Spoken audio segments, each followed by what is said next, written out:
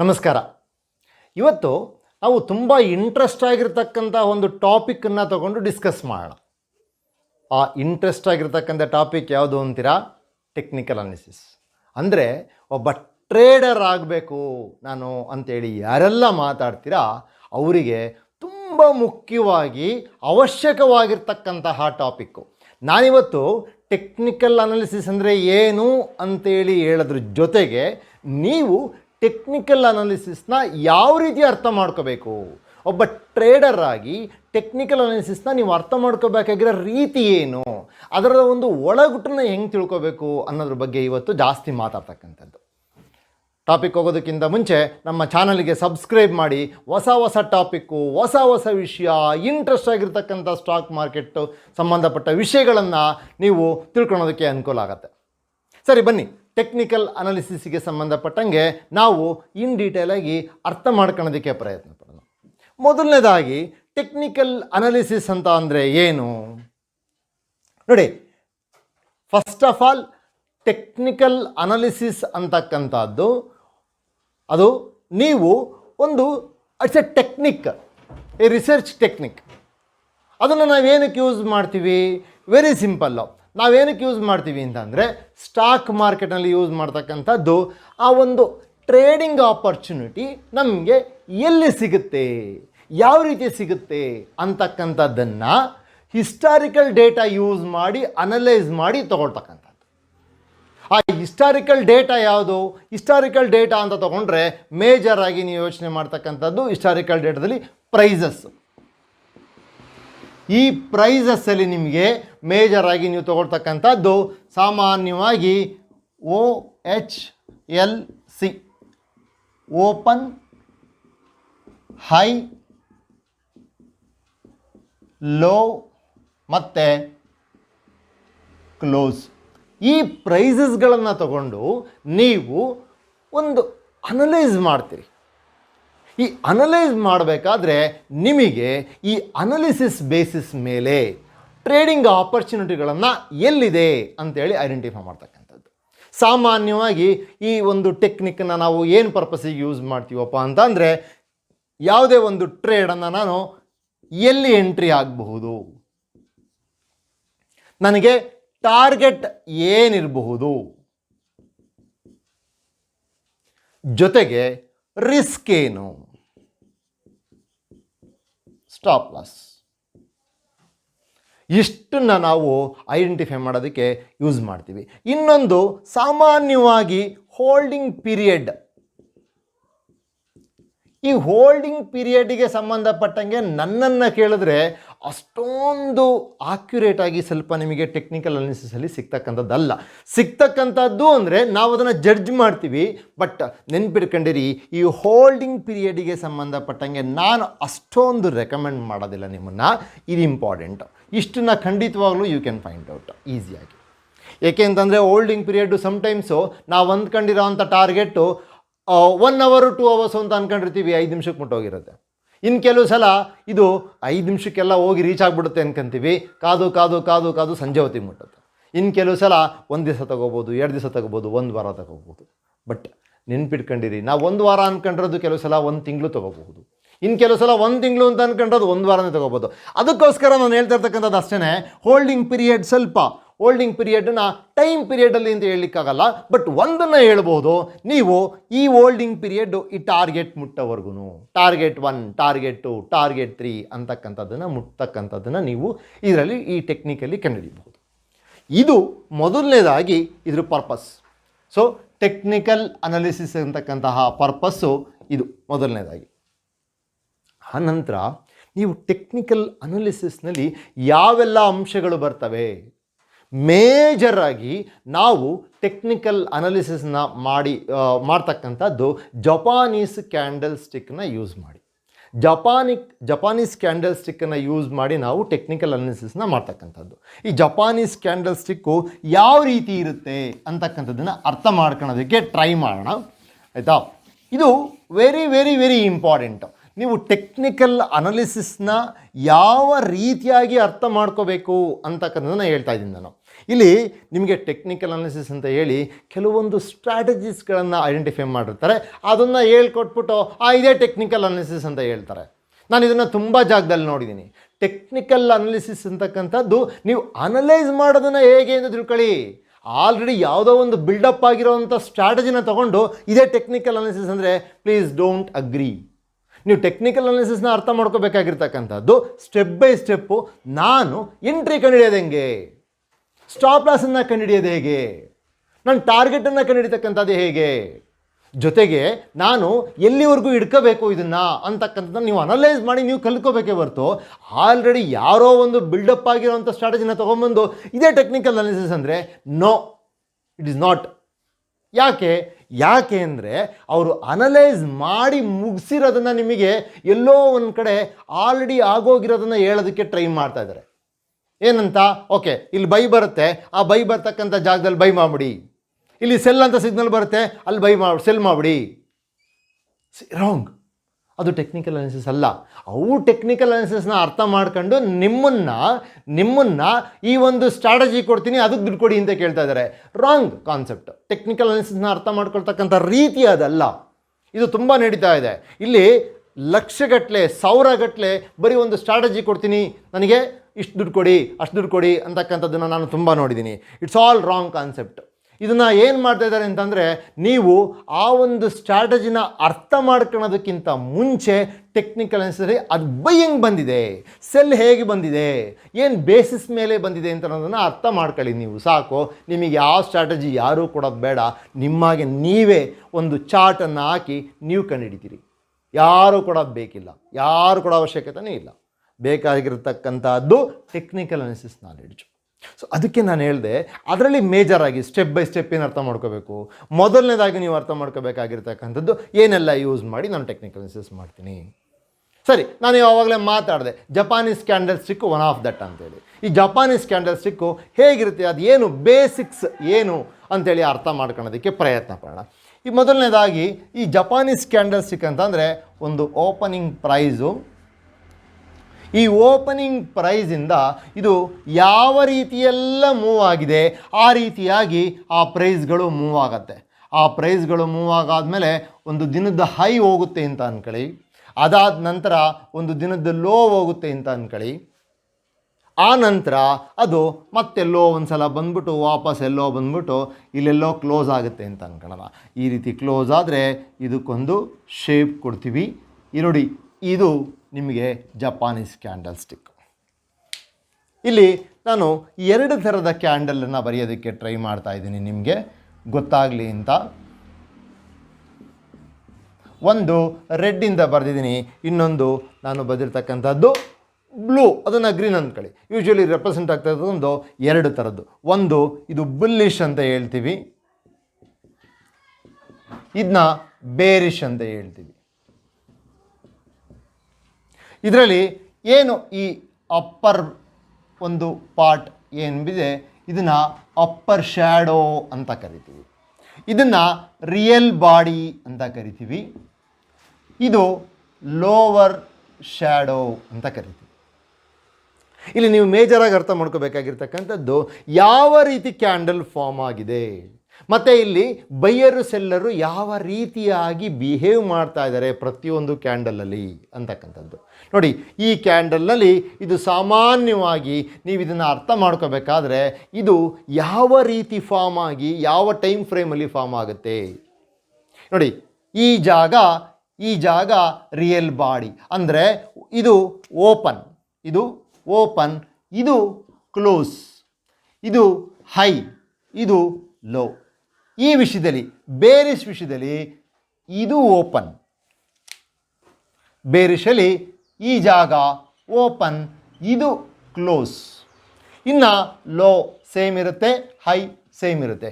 ಈ 2 ಟೈಪ್ ಕ್ಯಾಂಡಲ್ಗಳನ್ನು ನೀವು ಈ ಜಪಾನೀಸ್ ಕ್ಯಾಂಡಲ್ ಸ್ಟಿಕ್ ಚಾರ್ಟ್ನಲ್ಲಿ ನೋಡ್ತಕ್ಕಂಥದ್ದು. ಒಂದು ಬುಲ್ಲಿಶು, ಇನ್ನೊಂದು ಬೇರಿಶು. ಈ ಒಂದು ಕ್ಯಾಂಡಲ್ನಲ್ಲಿ ನಿಮಗೆ ಡಿಫ್ರೆಂಟಾಗಿ ಈ ಒಂದು ಬೈಯರ್ಸು ಸೆಲ್ಲರ್ಸು ಬಿಹೇವ್ ಮಾಡೋದಕ್ಕೆ ಶುರುವಾದಂಗೆ ಈ ಕ್ಯಾಂಡಲ್ ಟೈಪ್ಗಳು ಸ್ಟೈಲ್ಗಳು ಚೇಂಜ್ ಆಗ್ತಾ ಹೋಗುತ್ತೆ. ನೀವು ಅರ್ಥ ಮಾಡ್ಕೋಬೇಕಾಗಿರೋದು ಮೊದಲನೇ ಸ್ಟೆಪ್ಪು, ಈ ಥರ ಕ್ಯಾಂಡಲ್ಲು ಯಾವ ರೀತಿ ಫಾರ್ಮ್ ಆಗ್ತವೆ. ಮೊದಲನೇದು ಒಂದು ಓಪನ್ನು ಮತ್ತು ಕ್ಲೋಸು ಅಂದರೆ ಇದು ಡಿಫ್ರೆಂಟ್ ಟೈಮ್ ಫ್ರೇಮ್. ನೀವು ಯಾವ ಟೈಮ್ ಫ್ರೇಮ್ ಆದ್ರೂ ಹಾಕ್ಕೊಳ್ಳಿ. 5 ನಿಮಿಷಕ್ಕೆ ಅಂದರೆ 5 ನಿಮಿಷಕ್ಕೆ, 1 ನಿಮಿಷಕ್ಕೆ ಅಂದರೆ 1 ನಿಮಿಷಕ್ಕೆ, 1 ಅವರ್ಗೆ ಅಂದರೆ 1 ಅವರ್ಗೆ, 1 ಡೇಗೆ ಅಂದರೆ 1 ಡೇ, 1 ವೀಕ್ ಅಂದರೆ 1 ವೀಕ್, 1 ಮಂತ್ ಅಂದರೆ 1 ಮಂತ್, 1 ಇಯರ್ ಅಂದರೆ 1 ಇಯರ್. ಅಂದರೆ 1 ಮಿನಿಟ್ ಅಂತ ಲೆಕ್ಕ ಹಾಕೊಂಡ್ರೆ 1 ಮಿನಿಟಲ್ಲಿ ಓಪನಿಂಗ್ ಯಾವ ಪ್ರೈಸ್ ಆಯಿತು, ಓಪನಿಂಗ್ 1 ಮಂತಲ್ಲಿ 1 ಮಿನಿಟಲ್ಲಿ ಲೋ ಏನು, 1 ಮಿನಿಟಲ್ಲಿ ಹೈ ಏನು, ಮತ್ತು ಅದೇ 1 ಮಿನಿಟಿಗೆ ಕ್ಲೋಸ್ ಯಾವ ಪ್ರೈಸಿಗೆ ಆಯಿತು. ಅದೇ ರೀತಿ 5 ನಿಮಿಷಕ್ಕೆ 5 ಮಿನಿಟ್ಸಲ್ಲಿ ನಿಮಗೆ ಓಪನಿಂಗ್ ಏನು, ಕ್ಲೋಸ್ ಏನು, ಲೋ ಏನು, ಹೈ ಏನು. ಇದೇ ರೀತಿ ನಿಮಗೆ 1 ಡೇನಲ್ಲಿ opening, close, high, low. So ಯಾವ ಟೈಮ್ ಫ್ರೇಮ್ಗೆ ನೀವು ಹಾಕಿದ್ರೂ ಕೂಡ ಆ ಒಂದು ಕ್ಯಾಂಡಲ್ ಫಾರಮ್ ಆಗೋದು ಈ ಒಂದು ಪ್ಯಾಟ್ರನ್ನಲ್ಲಿ. ಅಂದರೆ ಅದರಲ್ಲಿರ್ತಕ್ಕಂಥ ಓಪನ್ನು, ಲೋ, ಹೈ, ಕ್ಲೋಸ್ಗಳನ್ನು ಕನ್ಸಿಡರ್ ಮಾಡಿ ನಾವು ಆ ಕ್ಯಾಂಡಲ್ಗಳನ್ನು ಹಾಕ್ತೀವಿ. ಸೊ ನೆನ್ಪಿಡ್ಕೊಂಡಿರಿ, ಒಂದು ಟೈಮ್ ಫ್ರೇಮ್ ಏನಿದೆ, ನಿಮಗೆ ಬೇಕಾಗಿರ್ತಕ್ಕಂತಹ ಟೈಮ್ ಫ್ರೇಮ್ಗಳನ್ನು ಚೇಂಜ್ ಮಾಡ್ದಂಗೆ ಈ ನಂಬರ್ ಆಫ್ ಕ್ಯಾಂಡಲ್ಸ್ ಪರ್ ಅವರು ಪರ್ ಡೇ ಚೇಂಜ್ ಆಗ್ತಾ ಹೋಗುತ್ತೆ. ಉದಾಹರಣೆ, 5 ಮಿನಿಟ್ಸ್ ಕ್ಯಾಂಡಲ್ ಹಾಕಿದ್ರೆ ಪರ್ ಅವರಿಗೆ 12 ಕ್ಯಾಂಡಲ್ಸ್ ಬರ್ತವೆ. ಅದನ್ನೇ ನೀವು 1 ಮಿನಿಟ್ ಕ್ಯಾಂಡಲ್ ಹಾಕಿದ್ರೆ ಪರ್ ಅವರಿಗೆ 60 ಬರುತ್ತೆ. 10 ಮಿನಿಟ್ಸ್ ಹಾಕಿದ್ರೆ ಎಷ್ಟು ಬರುತ್ತೆ? 6 ಬರುತ್ತೆ. ಅದೇ ರೀತಿ 1 ಅವರ್ ಕ್ಯಾಂಡಲ್ ಹಾಕಿದ್ರೆ 1 ಡೇಗೆ ನಿಮಗೆ 7 ಕ್ಯಾಂಡಲ್ಸ್ ಬರುತ್ತೆ.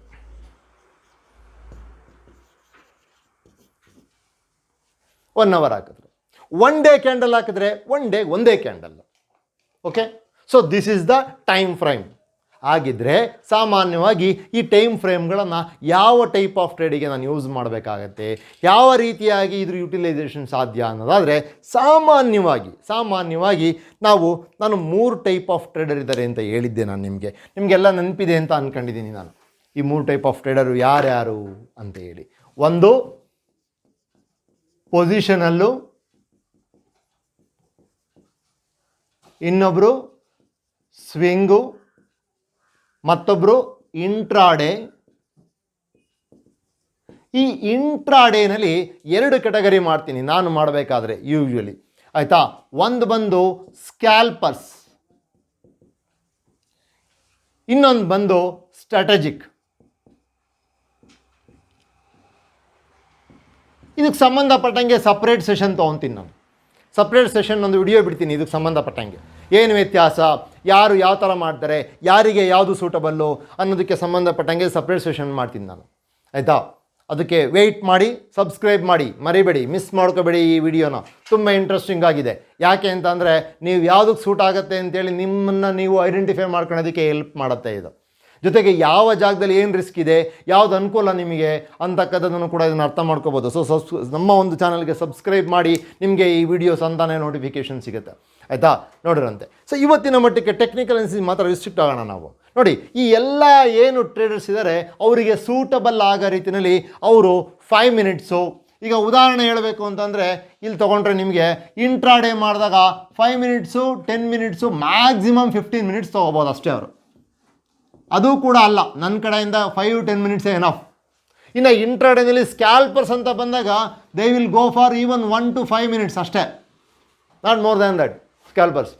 ಇನ್ನು ಸ್ಟ್ರಾಟಜಿಕ್ ಅನ್ನೋರು ಮಾತ್ರನೇ 5 to 10 ಮಿನಿಟ್ಸ್ ಹೋಗ್ತಕ್ಕಂಥದ್ದು. ಅದೇ ರೀತಿ ಸ್ವಿಂಗು, ಪೊಸಿಷನಲ್ಲು ಅವರು ಕೂಡ ಡಿಫ್ರೆಂಟು ಟೈಮ್ ಫ್ರೇಮ್ ಮಾಡ್ತಾರೆ. ನಾನು ಅದನ್ನು ಕವರ್ ಮಾಡಬೇಕಾದ್ರೆ ಅದನ್ನು ಮಾತಾಡ್ತೀನಿ, ಅದನ್ನು ಡಿಸ್ಕಸ್ ಮಾಡೋಣ ಅದನ್ನು ಮಾಡಬೇಕಾದ್ರೆ.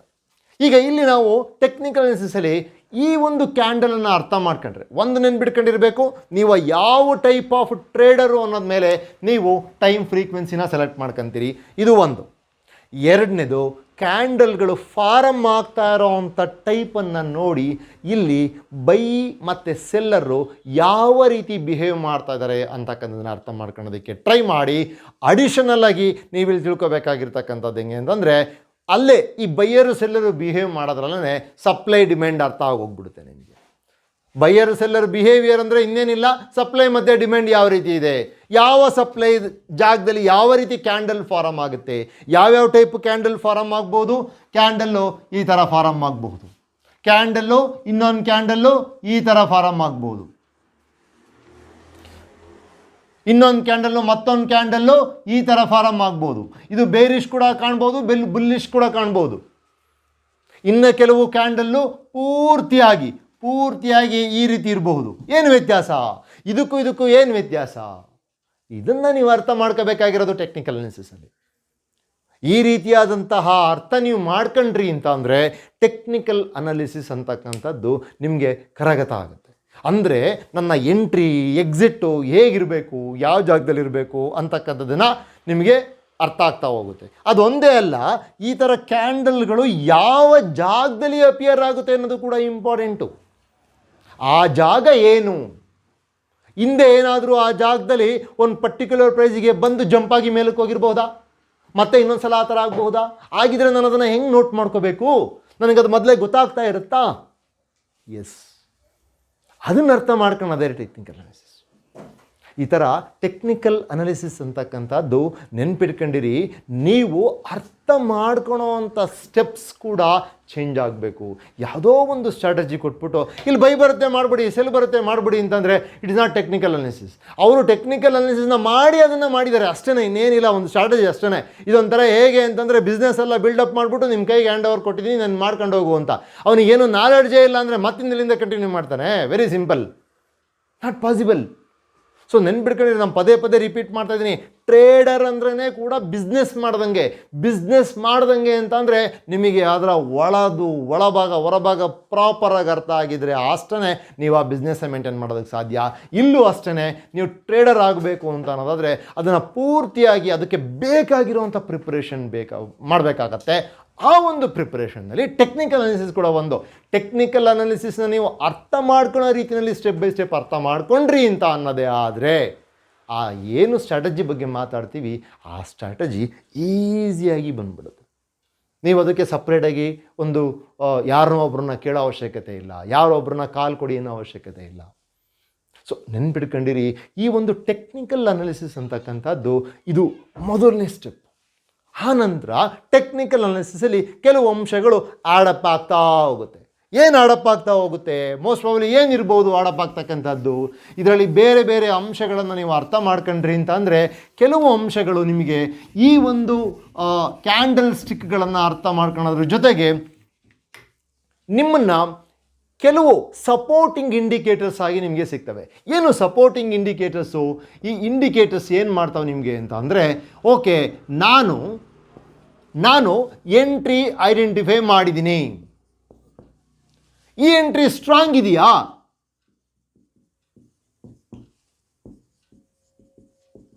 ಈ ಎಂಟ್ರಿ ಸ್ಟ್ರಾಂಗ್ ಆರ್ ವೀಕ್ ಗೊತ್ತಾಗದು ಹೇಗೆ ನನಗೆ? Then you should think about indicators. ಯಾಕೆ ಅಂತ ಅಂದರೆ, ನಾನು ಮಾಡಿರೋ ಅಂಥ ಅನಾಲಿಸಿಸಲ್ಲಿ ಕೆಲವು ಅಂಶಗಳನ್ನು ನಾನು ಚೆಕ್ ಮಾಡ್ತಾ ಹೋದರೆ, ಅಂದರೆ ನನ್ನದೇ ಆದಂಥ ಒಂದು ಚೆಕ್ ಲಿಸ್ಟ್ ಮಾಡ್ಕೋಬೇಕು ನಾನು ಟೆಕ್ನಿಕಲ್ ಅನಾಲಿಸಿಸ್ನಲ್ಲಿ.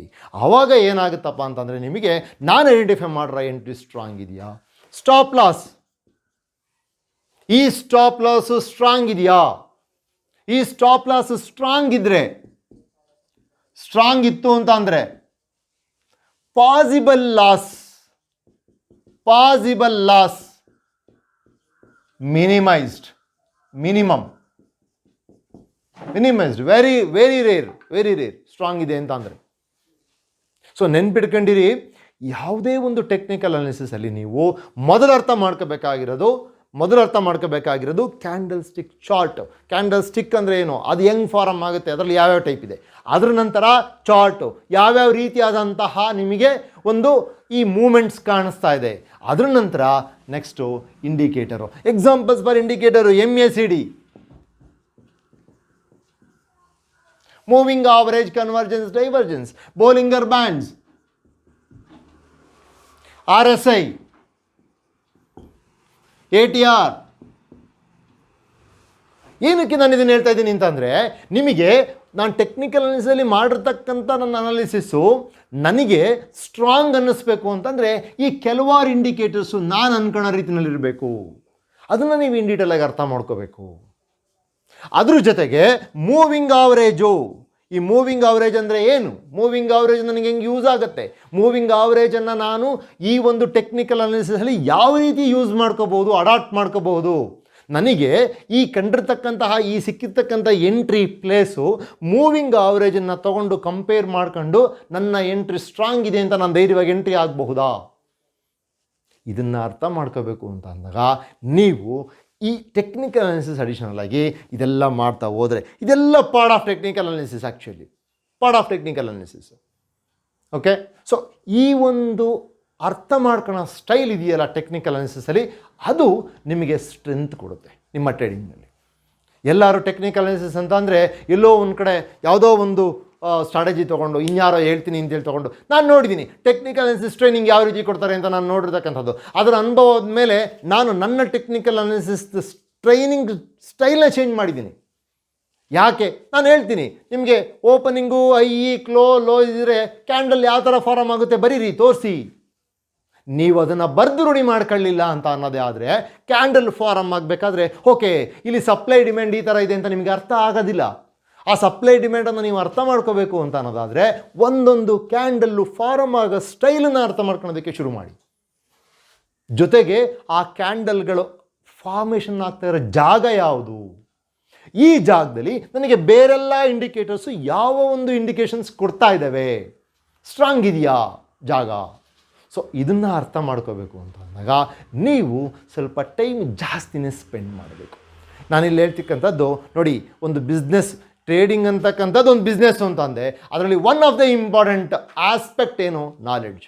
ಆ ನಾಲೆಡ್ಜು ಟೆಕ್ನಿಕಲ್ ಅನಾಲಿಸಿಸ್ ಟ್ರೇಡಿಂಗಲ್ಲಿ very very important aspect technical analysis. So ನೋಡಿ ವೀಕ್ಷಕರೇ, ಇವತ್ತು ಈ ಸ್ಟಾಕ್ ಮಾರ್ಕೆಟಲ್ಲಿ ಟ್ರೇಡಿಂಗ್ ಮಾಡ್ತೀನಿ ಅಂತ ಬಂದಿರತಕ್ಕಂಥವ್ರು ತುಂಬ ಜನ ಇದ್ದಾರೆ. ಬಟ್ ನೆನ್ಪಿಟ್ಕೊಂಡಿರಿ, ಇಲ್ಲಿವರೆಗೂ ಕೂಡ ಈ ಇಂಡಿಯಾದಲ್ಲಿ ಓವರ್ ಆಲ್ ನೋಡಿದ್ರೆ 95 to 96% ಆಫ್ ದ ಪೀಪಲ್ ಯಾರು ಟ್ರೇಡಿಂಗ್ ಮಾಡ್ತೀನಿ ಅಂತ ಬಂದಿದ್ದಾರೋ ಅವರೆಲ್ಲ ಫೇಲ್ ಆಗಿ ಲಾಸ್ ಮಾಡ್ಕೊಂಡು ವಾಪಸ್ ಹೋಗಿದ್ದಾರೆ. ಕಾರಣ ಇಷ್ಟೇ, ಏನಪ್ಪ ಅಂತಂದರೆ ಅವರು ಪ್ರಿಪೇರ್ ಆಗಿ ಟ್ರೇಡಿಂಗ್ ಶುರು ಮಾಡಿಲ್ಲ.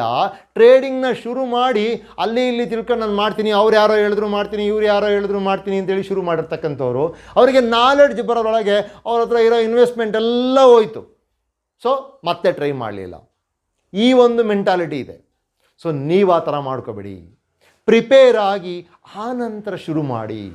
ಆ ಪ್ರಿಪೇರ್ ಆಗಬೇಕಾದ್ರೆ ನೀವು ರಿಸ್ಕು ರಿವಾರ್ಡನ್ನು ಐಡೆಂಟಿಫೈ ಮಾಡ್ತೀರಾ, ಆ ರಿಸ್ಕು ರಿವಾರ್ಡ್ ಪ್ರಕಾರ ಟ್ರೇಡ್ ಮಾಡಿ. ರಿಸ್ಕ್ ತೊಗೊಂಡ್ರಿ ಅಂತ ಅಂದರೆ ಅದರರ್ಥ you are prepared for that risk ಅಂತ ಆಲ್ರೆಡಿ. ಸೊ ಒಂದ್ಸಲ ಪ್ರಿಪೇರ್ ಆಗಿದ್ದೀರಿ ಅಂದರೆ ನೆಕ್ಸ್ಟ್ ಪ್ರಿಪರೇಷನ್ನು ನಿಮ್ಮ ಮೈಂಡ್ ಅದಾಗಬೇಕಾ, ಸ್ಟ್ರಾಂಗ್ ಆಗಿ ನಾಲೆಡ್ಜ್ ತೊಗೊಳ್ಳಿ ಫಸ್ಟು. ನಾನು ನಿಮಗೆ ಈ ಒಂದು ಆದಮೇಲೆ ಈ ಎಸ್ಪೆಷಲಿ ನಾನು ಈ ಡಿಫ್ರೆಂಟ್ ಟೈಪ್ ಆಫ್ ಟ್ರೇಡಿಂಗ್ಸ್ ಇದೆಯಲ್ಲ, ಆ ಟ್ರೇಡಿಂಗ್ಸ್ ಟೈಮಲ್ಲಿ ನಾನು ಎಕ್ಸ್ಪ್ಲೇನ್ ಮಾಡ್ತೀನಿ ಏನಕ್ಕೆ ನಾಲೆಡ್ಜ್ ಇಂಪಾರ್ಟೆಂಟು, ಬಟ್ ಎಷ್ಟು ಇಂಪಾರ್ಟೆಂಟ್ ನಾಲೆಡ್ಜ್ ನಿಮಗೆ ಎಷ್ಟು ಹೆಲ್ಪ್ ಮಾಡುತ್ತೆ ಬೀಗೆ ಟ್ರೇಡರ್ ಅಂತ ಅಂದರೆ, ಆಯಿತಾ, ಅದನ್ನು ಕೂಡ ಮಾತಾಡ್ತೀನಿ ಅವಾಗ. ಓಕೆ, ಸೊ ಟೆಕ್ನಿಕಲ್, ಇವತ್ತು ನಾವು ಟೆಕ್ನಿಕಲ್ ಅನಾಲಿಸಿಸ್ನ ಒಂದು ಇಂಟ್ರೊಡಕ್ಷನ್ ಪಾರ್ಟ್ ಓಪನ್ ಮಾತಾಡಿದ್ವಿ. ನಮ್ಮಲ್ಲಿ ನಾವು ಪೂರ್ತಿಯಾಗಿ ಈ ಒಂದು ಟೆಕ್ನಿಕಲ್ ಅನಾಲಿಸಿಸ್ ಸಂಬಂಧಪಟ್ಟಂಗೆ ಬೇಸಿಕ್ಸಿಂದ ಅಡ್ವಾನ್ಸ್ಡ್ ಲೆವೆಲ್ವರೆಗೂ ಕೂಡ ಟ್ರೈನಿಂಗ್ ಕೊಡ್ತೀವಿ. ಉದಾಹರಣೆ ಬೇಸಿಕ್, ನಾನಿಲ್ಲಿ ಸುಮ್ಮನೆ ನಿಮಗೆ ಈ ಇಂಡಿಕೇಟರ್ಸ್ ಹೇಳಿದೆ. ಇನ್ನು ಕೆಲವು ಒಂದು ಟೆಕ್ನಿಕಲ್ ಅಂಶಗಳನ್ನು ನಾನು ಹೇಳಬೇಕು, ಮಾತಾಡಬೇಕು ಅಂತ ಅನ್ನೋದಾದರೆ ಇದರಲ್ಲಿ ಫೈಬೊನಾಕ್ಸಿ ರಿಟ್ರೇಸ್ಮೆಂಟ್ಸ್. ಈ ಫೈಬೊನಾಕ್ಸಿ ರಿಟ್ರೇಸ್ಮೆಂಟ್ ನಿಮ್ಗೆ ಏನು ಹೇಳ್ಕೊಡುತ್ತೆ, ಸ್ಟಾಕ್ ಮಾರ್ಕೆಟಲ್ಲಿ ಹೆಂಗೆ ಅಪ್ಲೈ ಆಗುತ್ತೆ ಅಂದರೆ, ಯಾವುದಾದ್ರೂ ಒಂದು ಪ್ರೈಸು ಮೂವ್ ಆದರೆ ಆ ಪ್ರೈಸು ಎಲ್ಲಿವರೆಗೂ ಮೇಲಕ್ಕೆ ಹೋಗಿ ಮತ್ತೆ ಎಷ್ಟವರೆಗೂ ಕೆಳಗಡೆ ಬರೋ ಅಂಥ ಚಾನ್ಸಸ್ ಇದೆ ಅನ್ನೋದನ್ನು ತೋರಿಸ್ಕೊ. ಅದೇ ರೀತಿ ಡೌ ಥಿಯರಿ ಇದೇನು ಹೇಳುತ್ತೆ, ಸ್ಟಾಕ್ ಪ್ರೈಸಸ್ ಯೂಶ್ವಲಿ ಯಾವ ಒಂದು ಸ್ಟೈಲಲ್ಲಿ ಮೂವ್ ಆಗುತ್ತೆ, ಒಂದು ಟ್ರೆಂಡನ್ನು ಯಾವ ರೀತಿ ಕಂಡುಹಿಡ್ಕೊಳುತ್ತೆ, ಯಾವ ಸ್ಟೈಲಲ್ಲಿ ಅದು ಮೂವ್ ಆಗುತ್ತೆ ಅಂತ ನಿಮಗೆ ಕಂಡುಹಿಡಿಯೋದಕ್ಕೆ ಸಾಧ್ಯ ಆಗೋದಾದರೆ ನಾನು ಎಲ್ಲಿ ಎಂಟ್ರಿ ಆಗಬಹುದು ಅನ್ನೋದನ್ನು ತೋರಿಸ್ಕೊಡುತ್ತೆ ನಿಮಗೆ. ಏನಕ್ಕೆ ನಾನು ಇದನ್ನು ಹೇಳ್ತಾ ಇದ್ದೀನಿ ಅಂತ ಅಂದರೆ, ಈ ಥರದಾದಂತಹ ಒಂದು ಪ್ರತಿಯಾಗಿ ಏನಕ್ಕೆ ಇವೆಲ್ಲ ನೀವು ಅರ್ಥ ಮಾಡ್ಕೋಬೇಕು ಅಂತಂದರೆ, ಟೆಕ್ನಿಕಲ್ ಅನಾಲಿಸಿಸ್ಗೆ ಇವೆಲ್ಲ ಸಪೋರ್ಟಿಂಗ್. ಎಲೈಟ್ ವೇವ್ ಥಿಯರಿ, ಯಾವ ಒಂದು ಟ್ರೆಂಡ್ ಸ್ಟೈಲನ್ನು ಫಾಲೋ ಮಾಡುತ್ತೆ. ಡವ್ ಥಿಯರಿನಲ್ಲಿ ನೀವು ಡಿಫ್ರೆಂಟ್ ಸ್ಟೈಲ್ಗಳು, ಅದು ಯಾವ್ಯಾವ ಟೈಪ್ ಫಾರಮ್ ಆಗುತ್ತೆ, ಅದು ಏನು ನಿಮಗೆ ಬ್ರೇಕೌಟ್ ಕೊಡಬೇಕಾದ್ರೆ ಯಾವ ರೀತಿ ಬ್ರೇಕೌಟ್ ಕೊಡುತ್ತಿದ್ದು, ಈ ಥರ ಬ್ರೇಕೌಟನ್ನು ನೀವು ಮೊದಲೇ ಎಕ್ಸ್ಪೆಕ್ಟ್ ಮಾಡಿದರೆ ನೀವು ಹೇಗೆ ಟ್ರೇಡ್ಗಳನ್ನು ತೊಗೋಬೋದು ಅಂತ ಹೇಳೋದಾದರೆ ಇದು ಆ ಒಂದು ಟ್ರೆಂಡ್ ಪ್ರಿಪ್ರೇಷನ್ ಹೆಂಗಿದೆ ಅಂತ ಗೊತ್ತಾಗುತ್ತೆ, ತೋರಿಸುತ್ತೆ. ಯೂಶ್ವಲಿ ಮೂವ್ ಆಗಬೇಕಾದ್ರೆ ಎಷ್ಟು ಸಲ ಮೇಲಕ್ಕೆ ಹೋಗಿ ಕೆಳಗೆ ಬಂದು ಮೇಲಕ್ಕೆ ಹೋಗಿ ಕೆಳಗೆ ಬಂದು ಯಾವ ರೀತಿ ಮೂವ್ ಆಗುತ್ತೆ ಅಂತಕ್ಕಂಥ ಅರ್ಥ ಮಾಡಿ. ಸೊ ಇವೆಲ್ಲ ಟೆಕ್ನಿಕಲ್ ಅನಾಲಿಸಿಸ್ನಲ್ಲಿ ಬರ್ತಕ್ಕಂಥದ್ದು. ಇವೆಲ್ಲವೂ ನೀವು ಕರಗತ ಮಾಡಿಕೊಂಡ್ರಿ ಅಂತ ಅಂದರೆ ನಿಮ್ಮ ಒಂದು ಟೆಕ್ನಿಕಲ್ ಅನಾಲಿಸಿಸ್ ಸ್ಟ್ರಾಂಗ್ ಇರುತ್ತೆ. ಓಕೆ ನೋಡಿ, ಯಾರು ಟ್ರೇಡರ್ ಆಗಬೇಕು ಅಂತ ಯೋಚನೆ ಮಾಡ್ತೀರಾ ಅವ್ರು ಮಾತ್ರ ಕಂಪಲ್ಸರಿ ಟೆಕ್ನಿಕಲ್ ಅನಾಲಿಸಿಸ್ನ ಅರ್ಥ ಮಾಡ್ಕೊಳ್ಳಿ. ನಿಮಗೆ ಟೆಕ್ನಿಕಲ್ ಅನಾಲಿಸಿಸ್ಸು ಮೇಯ್ನ್ ನಾಲೆಡ್ಜಲ್ಲಿ ಮೇಯ್ನ್ ನಾಲೆಡ್ಜ್. ಸೊ ನಾನು ಇವತ್ತು ನನ್ನ ಉದ್ದೇಶ ಮುಖ್ಯವಾಗಿ ಒಂದು introduction part of technical analysis ಇತ್ತು. ಆ ಒಂದು ಅಂಶನ ನಿಮಗೆ ಮಂದಟ್ಟು ಮಾಡಬೇಕಿತ್ತು. ಯಾಕೆ ಅಂತಂದರೆ ಇವತ್ತು ಯಾರ್ಯಾರು ಟ್ರೇಡಿಂಗಿಗೆ ಅಂತ ಬರ್ತಾ ಇದ್ದಾರೋ ಅವರೆಲ್ಲ ನಾಲೆಡ್ಜ್ ಬಗ್ಗೆ ಗಮನ ಹರಿಸ್ದಲೇ ಯಾರೋ ಒಬ್ಬರು ಇಷ್ಟು ಪ್ರಾಫಿಟ್ ಸಿಗುತ್ತೆ ಅಷ್ಟು ಪ್ರಾಫಿಟ್ ಸಿಗುತ್ತೆ ಅಂತ ಕೇಳಿಕೊಂಡು ಬಂದಿರತಕ್ಕಂಥವ್ರು ಜಾಸ್ತಿ ಇದ್ದಾರೆ, ಆಯಿತಾ. ಅವ್ರಿಗೆಲ್ಲರಿಗೂ ರಿಕ್ವೆಸ್ಟ್ ಏನಪ್ಪ ಅಂತಂದರೆ, you prepare yourself first. ನಾಲೆಡ್ಜನ್ನು ತೊಗೊಂಡು ಅಲ್ಲಿರೋಂಥ ರಿಸ್ಕು ರಿವಾರ್ಡನ್ನು ಅರ್ಥ ಮಾಡ್ಕೊಳ್ಳಿ. ತುಂಬ ಜನ ಏನು ಮಾಡ್ತಿದ್ದಾರೆ ಅಂದರೆ ಈ ರಿಸ್ಕು ರಿವಾರ್ಡನ್ನು ಅರ್ಥ ಮಾಡ್ಕೊತಾ ಇಲ್ಲ, ರಿಸ್ಕು ರಿವಾರ್ಡ್ ರೇಷಿಯೋನ. ನನಗೆ ಇದು ಓಕೆನಾ, ಎಲ್ಲರೂ ಏನು ಯೋಚನೆ ಮಾಡ್ತಿದ್ದಾರೆ, ನಾನು ಆಪ್ಷನ್ನ ಟ್ರೇಡ್ ಮಾಡಿದ್ರೆ ನನಗೆ ಇಷ್ಟು ಸಿಕ್ಕುತ್ತೆ ಅಂತ ಯೋಚನೆ ಮಾಡ್ತಿದ್ದಾರೆ. ಆದರೆ ಅಲ್ಲಿರ್ತಕ್ಕಂಥ ರಿಸ್ಕ್ ಏನೋ ಅದನ್ನು ಅರ್ಥ ಮಾಡ್ಕೊತಾರೆ. ಸೊ ನೋಡಿ, ಟೆಕ್ನಿಕಲ್ ಅನಾಲಿಸಿಸ್ನ ನೀವು ತೊಗೋಬೇಕಾಗಿರೋ ರೀತಿ ಏನು, ಟೆಕ್ನಿಕಲ್ ಅನಾಲಿಸಿಸ್ಸು ಮೇಯ್ನ್ ನಾಲೆಡ್ಜು ಟ್ರೇಡಿಂಗಲ್ಲಿ ಅಂತೇಳಿ ತೊಗೊಳ್ಳಿ ಫಸ್ಟು. ಆ ನಂತರ ಅದರಲ್ಲಿ ಸ್ಟೆಪ್ ಬೈ ಸ್ಟೆಪ್ ಒಂದೊಂದನ್ನೇ ಅರ್ಥ ಮಾಡ್ಕೊಳ್ಳೋದಕ್ಕೆ ಶುರು ಮಾಡಿ. ಸುಮ್ಮನೆ ಒಂದು ರಿಫ್ರೆಶ್ ಅಂತ ಬಂದರೆ ನೋಡಿ, ಫಸ್ಟ್ ಆಫ್ ಆಲು ನೀವು ಟೆಕ್ನಿಕಲ್ ಅನಾಲಿಸಿಸಲ್ಲಿ ಮೇಜರಾಗಿ ತಿಳ್ಕೋಬೇಕಾಗಿರೋದು ಜಸ್ಟ್ ಟು ರಿಫ್ರೆಶ್. ಮೊದಲನೇದಾಗಿ ನೀವು ತಿಳ್ಕೋಬೇಕಾಗಿರ್ತಕ್ಕಂಥದ್ದು ಜಪಾನೀಸ್ ಕ್ಯಾಂಡಲ್ ಸ್ಟಿಕ್ಕು. ಆ ನಂತರ ಆ ಪ್ಯಾಟ್ರನ್ಗಳು ಏನೆಲ್ಲ ಫಾರಮ್ ಆಗುತ್ತೆ, ಪ್ಯಾಟ್ರನ್ಗಳನ್ನು ಅರ್ಥ ಮಾಡ್ಕೊಳ್ಳಿ. ಆ ನಂತರ place of appearance of this patterns. ಆ ನಂತರ ಇಂಡಿಕೇಟರ್ಸ್ ಗೊತ್ತಾಗಲಿ. ಅದರ ನಂತರ ಫೈಬೋನಾಕ್ಸಿ ರಿಟ್ರೇಸ್ಮೆಂಟು, ಈ ಡವ್ ಥಿಯರಿ ಮತ್ತು ಎಲಾಯ್ತ್ ವೇವ್ ಥಿಯರಿ ಇಂಥವನ್ನ ಅರ್ಥ ಮಾಡ್ಕೊಳ್ಳೋದಕ್ಕೆ ಟ್ರೈ ಮಾಡಿ. ಈವನ್ ಬೋಲಿಂಗರ್ ಬ್ಯಾಂಡ್ಸು, MACD ಇವೆಲ್ಲ. ಸೊ ನಂತರ ನೀವೇ ಒಂದು ನಿಮ್ಮ ಚೆಕ್ ಲಿಸ್ಟ್ ಪ್ರಿಪೇರ್ ಮಾಡ್ಕೊಂಡು ಸ್ಟಾರ್ಟ್ ಟ್ರೇಡಿಂಗ್. ಓಕೆ, ಹಾಗಂತೇಳಿ ಈಸಿ ಅಲ್ಲ. ಒಂದು ಅರ್ಥ ಮಾಡ್ಕೊಳ್ಳಿ, ಟ್ರೇಡಿಂಗಲ್ಲಿ ಸಕ್ಸಸ್ ಆಗಬೇಕು ಅಂದರೆ you have to spend lot of time. Okay, ಅದನ್ನು ಮಾಡಿದ್ರೆ ಮಾತ್ರ ಟ್ರೇಡಿಂಗಲ್ಲಿ ನೀವು ಸಕ್ಸಸ್ ಆಗೋದಕ್ಕೆ ಸಾಧ್ಯ. ಸೊ ಇಷ್ಟು ಹೇಳ್ತಾ ನಾನು ಇವತ್ತಿನ ಮಟ್ಟಕ್ಕೆ ಈ ಒಂದು ಟಾಪಿಕನ್ನು ಕ್ಲೋಸ್ ಮಾಡ್ತೀನಿ. ಈ ಟಾಪಿಕ್ಕು ನಿಮಗೆ ಜಸ್ಟ್ ಒಂದು ಮೋಟಿವೇಶನ್ ಅಷ್ಟೇ. ಇನಿಷಿಯೇಟ್ ಮಾಡಲಿಕ್ಕೆ, ನೀವೊಬ್ಬ ಟ್ರೇಡರ್ ಆಗೋದಕ್ಕೆ ಏನು ಸ್ಟಾರ್ಟ್ ಮಾಡಬೇಕು ಅನ್ನೋದಕ್ಕೆ ಕೊಟ್ಟಿರ್ತಕ್ಕಂಥದ್ದು ನಾನು ಇದನ್ನು, ಆಯಿತಾ. ಅದಾದ ನಂತರ ನೆಕ್ಸ್ಟು ಈ ಯಾವ್ಯಾವ ಟೈಪ್ ಡಿಫ್ರೆಂಟ್ ಆಫ್ ಟ್ರೇಡರ್ಸ್ ಇದ್ದಾರೆ ಅನ್ನೋದನ್ನು ಒಂದು ಮುಂದಿನ ವಿಡಿಯೋದಲ್ಲಿ ನಾವು ಅರ್ಥ ಮಾಡ್ಕೊಳ್ಳೋದನ್ನು. ಅದನ್ನು ಅರ್ಥ ಮಾಡ್ಕೊಂಡ ನಂತರ ನಿಮಗೆ ಟೈಮ್ ಫ್ರೇಮಲ್ಲಿ ಯಾವ್ಯಾವ್ದು ಬೇಕು, ಟೆಕ್ನಿಕಲ್ ಅನಾಲಿಸಿಸ್ ಏನೇನು ಅಂತ ಅದ್ರ ತಕ್ಕನಾಗಿ ಅದ್ರ ಸ್ಕ್ರೂಟಬಲ್ ಆಗಿ ನೀವು ಅರ್ಥ ಮಾಡ್ಕೊಂಡು ಹೋಗ್ಬೋದು. ಓಕೆ, ಸೊ ನಮ್ಮ ಮುಂದಿನ ಎಲ್ಲ ಒಂದು ವಿಡಿಯೋಗಳನ್ನು ನೋಡಬೇಕು ಅಂತ ಅನ್ನೋದಾದರೆ ನಮ್ಮ ಚಾನಲ್ಗೆ ಸಬ್ಸ್ಕ್ರೈಬ್ ಮಾಡಿ. ಇವತ್ತಿನ ಮಟ್ಟಕ್ಕೆ ನಾವು ಈ ವಿಷಯನ ಕ್ಲೋಸ್ ಮಾಡೋಣ.